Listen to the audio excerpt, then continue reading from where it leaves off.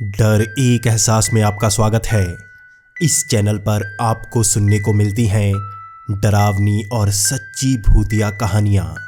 तो अगर आपको ऐसी ही वीडियोस देखना पसंद है तो हमारे इस चैनल को सब्सक्राइब करना ना भूलें। तो अब बढ़ते हैं आज की कहानी की ओर।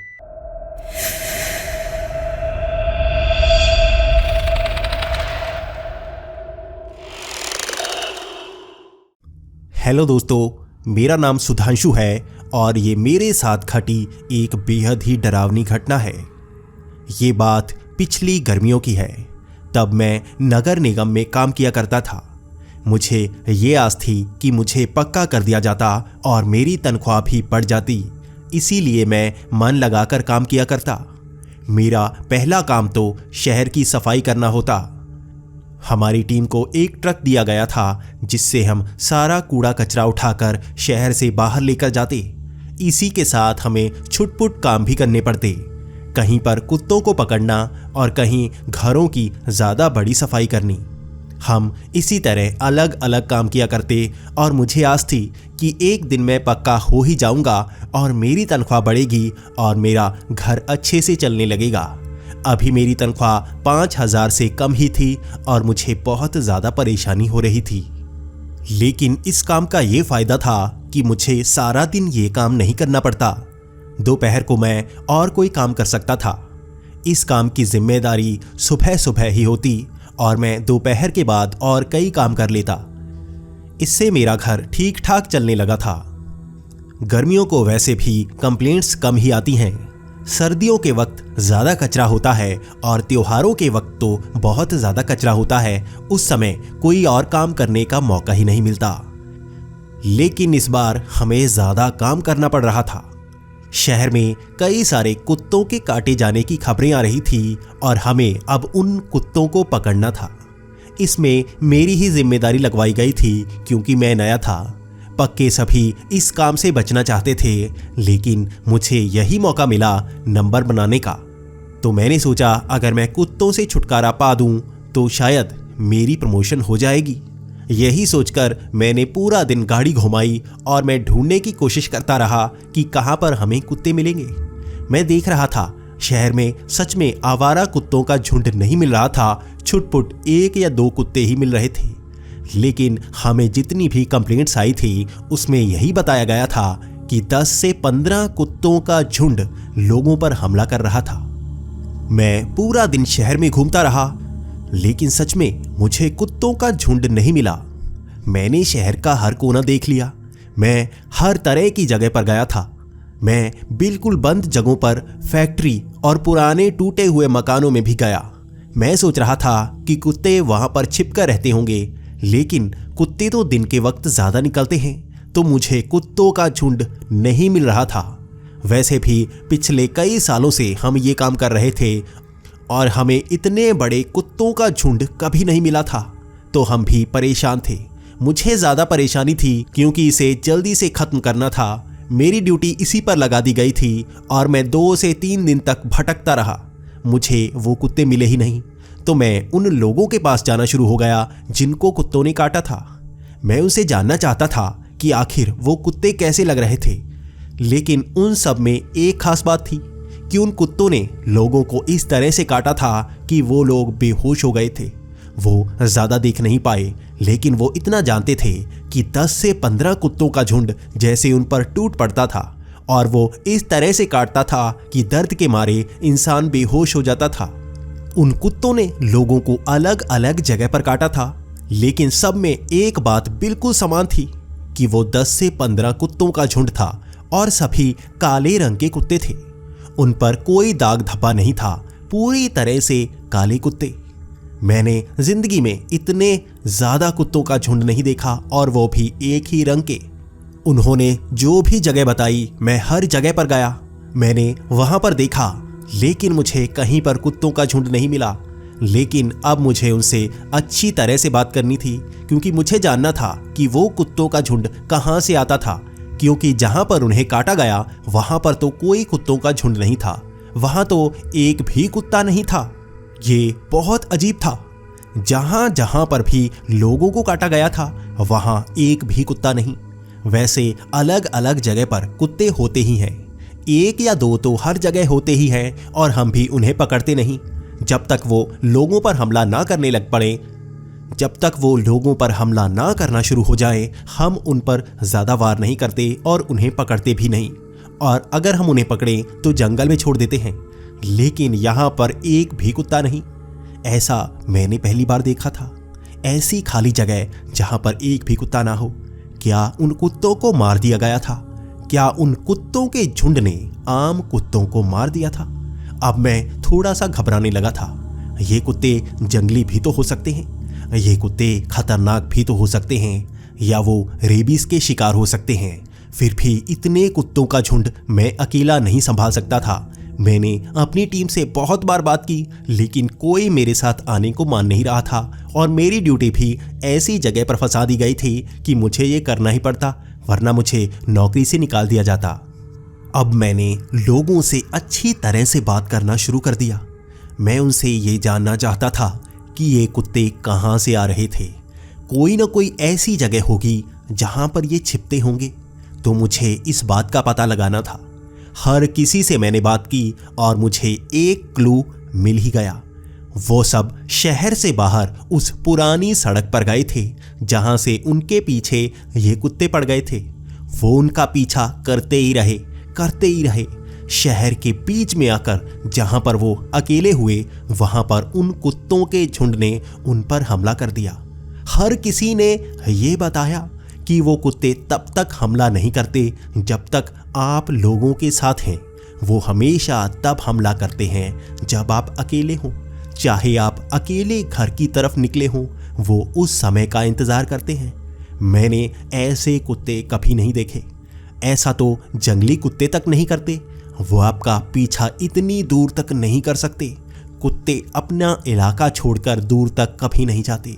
तो मैं थोड़ी सी घबराहट को महसूस कर रहा था, लेकिन मेरी ड्यूटी फंसी ही इतनी बुरी थी कि मुझे इसको निपटाना ही था। एक बात जो सबसे खास थी कि वो कुत्ते रात के वक्त ही हमला करते थे और दिन के वक्त वो नजर नहीं आते। उन इलाकों पर कोई कुत्ता किसी को नहीं दिखता। रात के वक्त खास लोगों के पीछे वो कुत्ते पड़ जाते और फिर उनका ये बुरा हाल करते। लोगों को इतनी बुरी तरह से काटा गया था कि वो मरने की कगार तक पहुंच गए थे। तो मुझे थोड़ा संभल कर उन कुत्तों का सामना करना था। आज मैंने यही प्लान बनाया था कि मैं रात के 8 बजे निकलूंगा। उसी पुरानी सड़क पर मैं गाड़ी लेके जाऊंगा और अपने साथ हथियार ज़रूर रखूंगा। अगर वो भीड़ मेरे पीछे पड़ गई तो मैं उन हथियारों से उनका सामना ज़रूर करूंगा। मैं पूरी तरह से सामान को लेकर बाहर निकलना चाहता था। मैं खुद को नुकसान नहीं पहुंचाना चाहता था, क्योंकि मैं अकेला ही जाने वाला था। और अगर उस वीरान जगह पर उन कुत्तों ने मुझे घेर लिया तो मुझे बचाने के लिए सुबह तक कोई नहीं आने वाला। और अगर उस हालात में मेरा खून ज़्यादा बह गया तो मेरी मौत तक हो सकती है। ये डर मुझे अंदर तक डरा रहा था, लेकिन मुझे आज रात वहाँ पहुँचना ही था। वक्त रात के 8 बजे का था और मैं वहीं पर वीरान सड़क पर गाड़ी चलाई जा रहा था। आसपास मैं हॉर्न भी बजा रहा था। इसी के साथ मैं चिकन के थोड़े से पीस पीछे फेंकता जा रहा था। मैं कुत्तों को वहां पर बुलाना चाहता था। अगर वो कुत्ते आसपास हुए तो उन चिकन के पीसेस के पीछे ज़रूर आएंगे। वो ऐसे मांस को सूंघ सकते हैं, इसलिए उनका वहां आना जायज़ होगा। मैं इसी तरह से पीसेस फेंकता हुआ गाड़ी आगे चलाई जा रहा था। मुझे दूर दूर तक कुत्तों का कोई झुंड नज़र नहीं आया। मुझे वहां पर एक कुत्ता तक नज़र नहीं आया। मैं इस इलाके में पहले कभी नहीं आया था, तो मैं इस इलाके को भी देख रहा था। यहाँ पर है क्या चीज़? यहाँ पर आम तौर पर जंगल ही है और जंगल में कोई और चीज़ होना इतना संभव नहीं होता। लेकिन मैं थोड़ा सा आगे गया तो मुझे वहाँ पर कब्रिस्तान और शमशान घाट भी नजर आया। ये थोड़ा सा अजीब था। आसपास कोई गांव नहीं, तो ये कब्रिस्तान और शमशान घाट इस तरह जंगल के बीचों बीच कैसे हो सकता है? आखिर यहाँ पर किसको जलाया जाता होगा और किसको दफनाया जाता होगा? यहाँ पर लोग शहर से दफनाने के लिए क्यों आते होंगे? ये मेरे लिए एक सवाल ही था। मैं लगभग 10 बजे तक ढूंढता रहा, लेकिन मुझे वहां पर कोई भी नजर नहीं आया। लेकिन तभी कब्रिस्तान के पीछे मुझे 2 कुत्ते नजर आए। मैं अब उनकी तरफ जाना चाहता था, लेकिन मुझे गाड़ी से उतरना पड़ता। मैं जैसे ही एक तेज धार हथियार हाथ में रखकर गाड़ी से उतरने लगा तो मुझे फोन आ गया। मैंने फोन सुना तो ये मेरे बॉस का था। वो मुझे जल्दी से अपने घर बुला रहा था।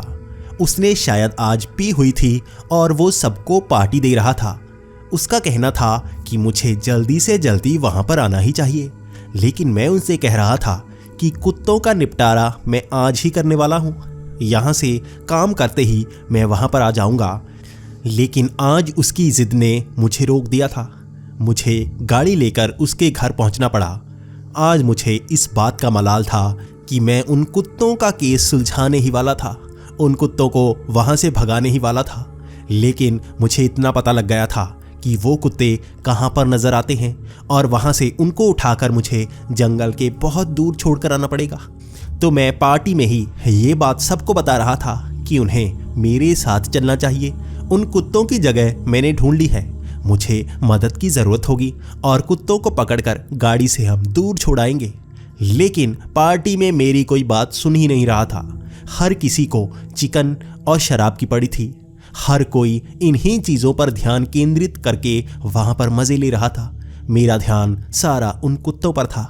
वो साधारण कुत्ते नज़र नहीं आ रहे थे, ना ही वो जंगली कुत्ते थे। वो भेड़िए के आकार के कुत्ते थे। लेकिन मुझे कल इस केस को सुलझाना ही था। मैं उस रात घर आकर भी यही सोचता रहा कि कल के दिन मैं क्या करने वाला हूँ। अगले दिन फिर से मैं उन लोगों के पास गया। मुझे उन कुत्तों की पूरी जानकारी चाहिए थी। मैंने उन लोगों से कुत्तों के आकार के बारे में पूछा। मुझे जानना था कि वो कुत्ते कैसे दिखते थे और वो कैसा हमला करते थे। सब ने मुझे पूरी जानकारी दी। वो भेड़िए के आकार के बड़े बड़े कुत्ते थे। ऐसे जंगली कुत्ते भी नहीं होते। ऐसे कुत्ते तो पालतू भी नहीं होते। यहाँ पर ऐसे आवारा कुत्तों का झुंड काफ़ी हैरानीजनक था। मुझे उसके बाद एक खास जानकारी मिली। उन कुत्तों ने उन्हीं लोगों पर हमला किया था जिनकी गाड़ी से किसी जानवर की मौत हुई थी या उन्होंने किसी जानवर को टक्कर मारकर जख्मी किया था। वो सब उस रास्ते से जा रहे थे, तभी सामने से कोई ना कोई जानवर आ गया और उन्होंने टक्कर मारकर जानवर को जख्मी किया हो। सब में एक ही बात समान थी। उसके सिवा वहां पर और लोग भी थे और लोग भी वहां से गुजरे। उन कुत्तों ने किसी पर हमला नहीं किया। ये मुझे खास बात पता लगी थी और मुझे आज इसी का इस्तेमाल करना था। मुझे देखना था क्या सच में किसी जानवर पर हमला करने के बाद वो कुत्ते मुझ पर हमला करने आएंगे। अगर ऐसा होता है तो वो मुझ पर हमला ज़रूर करना चाहेंगे। आज फिर से रात के 9 बजे मैं उसी जगह पर गया हुआ था। मैं सड़क पर आगे बढ़े जा रहा था और उन कुत्तों को ढूंढ रहा था। मुझे वो कुत्ते ज़रूर ही उस कब्रिस्तान के पास मिलने वाले थे, तो मैं आगे बढ़ता जा रहा था। लेकिन आज 2 कुत्ते मुझे बहुत पहले मिल गए। कब्रिस्तान तो बहुत आगे जाकर था, तो मैं वहीं पर रुक गया। मुझे अब उन कुत्तों के झुंड को वहाँ पर बुलाना था।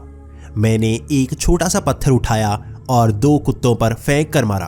उनमें से एक कुत्ते पर वो छोटा सा कंकड़ टकरा ही गया और वो कुत्ता चाऊं चाऊं करता हुआ आगे को भाग गया। अब मुझे पता था कि मैंने भी कुछ ऐसा ही किया है कि वो कुत्ते मेरा पीछा ज़रूर करेंगे। मैं भाग कर आकर गाड़ी में बैठ गया और उस गाड़ी को आगे कब्रिस्तान की तरफ बढ़ाने लगा। मैं आसपास देख रहा था, लेकिन मुझे वहाँ पर वो कुत्ते नज़र नहीं आए। लगभग 1 घंटे तक मैं गाड़ी चलाता रहा। मैं कब्रिस्तान तक गया और वहाँ से शहर को वापस आ गया। मैं शहर के अंदर घुसने ही वाला था तो मेरी गाड़ी वहाँ पर रुक गई। मैंने ध्यान नहीं दिया था, मेरी गाड़ी का पेट्रोल खत्म हो गया। पिछले 2 से 3 दिनों तक मैं ऐसे घूमता जा रहा था कि मैंने पेट्रोल डलवाया ही नहीं, तो मेरा ध्यान इस तरफ हुआ ही नहीं। और किसी को इस गाड़ी का ज़्यादा काम पड़ा नहीं तो किसी ने पेट्रोल भी नहीं डलवाया। मैं तो बहुत बुरा फंसा था। ना तो मैं शहर में था और ना ही पीछे, तो मुझे इस गाड़ी को यहीं पर छोड़ना था। मैंने अपने हथियार अपने हाथ में लिए और मैं उस गाड़ी से बाहर आ गया। मैंने गाड़ी को लॉक कर दिया। अब मुझे चलकर आगे को जाना था और मुझे इसी चीज़ का डर था कहीं वो कुत्ते मेरे पीछे ना आ रहे हों। लेकिन मेरा डर सच साबित हो ही गया। मैं जैसे ही शहर के पहले घरों को दूर से देख रहा था तो मुझे आगे एक झुंड सा नजर आया। ये कुत्तों का झुंड था और उनकी आंखें चमक रही थी। ये 10 से 15 कुत्ते थे और वो बिल्कुल सामने से मुझे घूर रहे थे। मेरे हाथ में हथियार तो थे, लेकिन मैं ये जानता था ये कुत्ते बेहद ही खतरनाक हैं। दूर से कभी तो वो मुझे भेड़िए नजर आते तो कभी वो कुत्ते ही नजर आते। मुझे पीछे की तरफ भागना पड़ता क्योंकि वो कुत्ते आज मेरा पीछा करने वाले थे और मुझे छिपने के लिए कोई जगह भी नहीं मिलने वाली थी। मैं पीछे की तरफ ही भागना शुरू हो गया। मैं उसी कब्रिस्तान की तरफ भाग रहा था क्योंकि वहां पर एक छोटा सा कमरा बना हुआ था। मुझे उसी में छिपना था। आगे की तरफ मैं भाग नहीं सकता था क्योंकि शहर के आगे ही वो कुत्तों का पूरा झुंड खड़ा था और अगर मैं आगे जाता तो वो मुझे चीर कर रख देते। तो मैं पीछे की तरफ मुड़ा और भागना शुरू हो गया। मैं काफ़ी देर तक भागता जा रहा था और वो कब्रिस्तान भी अभी पास ही आने वाला था। मेरी आधे रास्ते में ही सांस फूल गई और मैं एक पेड़ के ऊपर चढ़कर चुप करके बैठ गया। मैं आसपास देख रहा था, वो कुत्ते आसपास तो नहीं। मुझे यही डर था कुत्ते मुझे सूंघ सकते हैं, इसलिए पेड़ के जितना ऊपर मैं चढ़ सकता हूँ उतना चढ़ूंगा। यहाँ पर एक बचने का रास्ता तो होगा। सभी कुत्ते पेड़ पर तो नहीं चढ़ सकते। कुछ कुत्ते चढ़ेंगे और मैं ऊपर से हथियार मारकर उनको नीचे फेंक दूंगा। इस तरह से मैं सुबह तक बच सकता हूँ। मुझे और कोई रास्ता नजर नहीं आ रहा था। मैंने देखा आसपास भी ऊंचे ऊंचे पेड़ थे। तभी मेरी सांस जैसे रुक सी गई। मैंने उन पेड़ों के ऊपर बैठे वो कुत्ते देखे। उनकी आंखें चमक रही थी। वो उन पेड़ों के ऊपर तक चढ़ गए थे और वो मुझे जैसे घेर रहे थे। मेरी सांस वहीं रुकी पड़ी थी क्योंकि अगर वो कुत्ते उन पेड़ों पर चढ़ सकते हैं तो मेरे पेड़ पर भी चढ़ सकते हैं। ये एक घबराहट वाली बात थी। पास वाले पेड़ से वो छलांग भी तो लगा सकते हैं। मैं डरा हुआ नीचे उतरा और फिर से उस कब्रिस्तान की तरफ भागने लगा। मैं आगे की तरफ भाग रहा था और वो आंखें मुझे देखती हुई हर तरफ नजर आती। कभी तो किसी पेड़ से वो आंखें मुझे घूरती नजर आती तो कभी किसी पेड़ से। मुझे ऐसा लगता जैसे वो कुत्ते पहले ही भागकर मुझसे आगे आ रहे हैं, लेकिन वो मुझ पर हमला नहीं कर रहे थे। मुझे बस एक बात का डर था, कहीं वो मुझे ऐसी जगह पर हमला ना कर दें जहाँ पर मुझे बचाने के लिए भी कोई ना आए। लेकिन मुझे ऐसी जगह तक भाग कर जाना तो होगा जहाँ पर मैं बच पाऊँ। मुझे छिपने के लिए कोई कमरा चाहिए जहाँ पर मैं अंदर घुसकर इनसे बच सकूँ। ये कुत्ते भी बड़े ही अजीब थे। अगर कुत्ते मुझ पर हमला करना चाहते तो कब का कर सकते थे, लेकिन ये तो जैसे मेरा पीछा करते जा रहे थे और मैं डर के मारे आगे भागता जा रहा था। कब्रिस्तान मुझे सामने से नजर आ रहा था और वक्त भी काफी गुजर चुका था। मैं डरा सहमा हुआ, मेरी सांस तक फूल चुकी थी और मैं थक सा गया था। मैं जल्दी से उस कब्रिस्तान के अंदर घुसना चाहता था, लेकिन मैंने देखा वो आंखें कब्रिस्तान के अंदर पहले ही थी, चारों तरफ से मुझे घूरती हुई। मैं घबराहट के मारे अब वहां भी नहीं जा सकता था और पीछे मैं दोबारा शहर तक नहीं भाग सकता था। मुझे नहीं पता मुझ में कितनी शक्ति बची होगी, लेकिन वापस मैं नहीं आ सकता। मेरी हिम्मत हारने लगी थी। मुझे ऐसा लग रहा था कि मुझे उन कुत्तों के आगे खुद ही बैठना पड़ेगा और वो मुझे खा ही डालेंगे। मैं अब भी थोड़ी सी हिम्मत बचाकर उस कमरे तक भागना चाहता था। मैंने ये सोचा कि अब तक वो हमला करना चाहते तो कर देते। मैं उनकी तरफ भागूंगा तो भी शायद वो मुझे छोड़ ही दे। मैं यही सोचता हुआ उस कमरे की तरफ भागा। मैंने देखा उस कमरे के बाहर कोई ताला नहीं लगा था और मुझे उस कमरे के अंदर जाने का रास्ता मिल ही गया था। मैं भागता हुआ उस कमरे में जा घुसा। मैंने जल्दी से अंदर की कुंडी भी लगा ली। अब मुझे इस बात की खुशी थी कि मैं उन कुत्तों से बच गया था। ये एक छोटा सा कमरा था जिसके अंदर कई चीजें रखी थी। ये एक थैले में रखी हुई थी। मुझे नहीं पता इनमें क्या था, लेकिन इस कमरे में चारों तरफ छोटी छोटी खिड़कियां लगी थी जिस पर जाली लगी हुई थी। मैं उस जाली से बाहर की तरफ देख सकता था। उस कब्रिस्तान में छोटी छोटी लाइट्स लगाई गई थी जिससे मैं चारों तरफ देख सकता था। मैंने बड़ी हिम्मत करके चारों तरफ देखने की कोशिश की। मुझे बाहर कुत्तों का पूरा झुंड नजर आ रहा था। वो अंदर की तरफ देखकर गुर्रा रहे थे। मुझे ऐसा लग रहा था जैसे वो दीवारों को तोड़कर ही अंदर आ जाएंगे। मुझे शरीर के अंदर कंपकपी महसूस हो रही थी। मुझे ऐसा लग रहा था जैसे मैं शेरों के झुंड के अंदर हूँ और वो मुझे छोड़ने वाले नहीं। वो मुझे घेर कर चीर कर मारने वाले हैं। आज मुझे मौत का एहसास हो रहा था। मैं काफ़ी देर तक बाहर देखता रहा। मुझ में बाहर जाने की हिम्मत बिल्कुल नहीं थी। मैं धीरे धीरे वक्त को बिताता जा रहा था। मुझे इस बात का डर था कि यहाँ से मैं बाहर भी निकल लूँगा तो ये मेरा पीछा छोड़ने वाले नहीं। तो मैं अब क्या कर सकता था। सुबह के 5 बजे तक मैं इंतज़ार करता रहा। मुझे वो कुत्ते बाहर ही गुर्राते नजर आते रहे। उनकी चमकती हुई आंखें मुझे डराती रहीं। लेकिन 5 बजे थोड़ी थोड़ी रोशनी होनी शुरू हो गई। मैं अब बाहर देख रहा था कि वो कुत्ते कहाँ पर जाने वाले हैं। वैसे भी वो कमरा सड़क के पास था। अगर सड़क के पास से कोई गुजरता तो मैं उसे आवाज़ लगा देता। मुझे अब एक बात का सबसे ज़्यादा डर था कि मेरे हाथ में आज मोबाइल क्यों नहीं है। कल मैं मोबाइल को लेकर आया था लेकिन आज मैं मोबाइल लेकर ही नहीं आया। इसी डर के मारे मैं अंदर ही छिपा हुआ था, कोई तो मुझे बचाने के लिए आ जाए। लेकिन 5 बजे जैसे ही रोशनी होनी शुरू हुई वो कुत्ते जैसे तितर बितर होना शुरू हो गए। उन कुत्तों की संख्या कम होती जा रही थी। मुझे गुर्राने की आवाज़ से इस बात का पता चल रहा था। मैं उस खिड़की से बाहर की तरफ देखना शुरू हो गया।